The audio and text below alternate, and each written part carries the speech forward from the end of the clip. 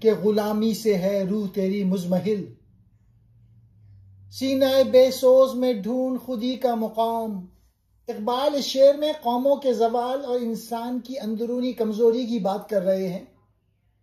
وہ کہتے ہیں کہ غلامی صرف ظاہری نہیں ہوتی، سب سے بڑی غلامی ذہنی اور روحانی غلامی ہے۔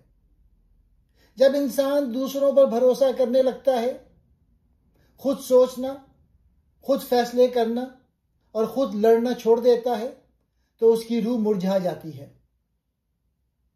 اپنے اندر خودی کی آگ دوبارہ روشن کرو، کیونکہ زندگی کی طاقت، آزادی اور عزت اسی سے پیدا ہوتی ہے۔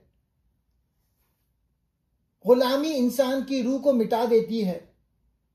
اگر دل میں جوش خودی، ایمان اور عمل کی حرارت پیدا ہو جائے تو کمزور قومیں بھی پھر سے زندہ ہو سکتی ہیں۔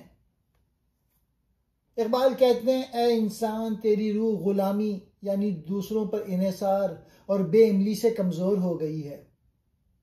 اب تو اپنے سر دل میں خودی یعنی اپنی پہچان، غیرت، ایمان کو تلاش کر۔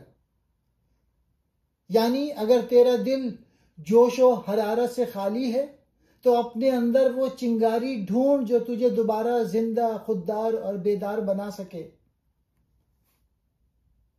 غلامی کہتے ہیں کسی کے تابع ہونا، آزادی کا نہ ہونا، چاہے سیاسی، فکری یا روحانی غلامی ہو۔ روح مزمحل، کمزور روح، تھکی ہوئی جان جس میں جوش و جذبہ نہ رہے۔ سینہ بے سوز، دل یا سینہ جس میں جوش، محبت یا غیرت کی آگ نہ ہو۔ خودی، اقبال کے فلسفے میں انسان کی اصل پہچان خودی، ایمان، قوت ارادہ۔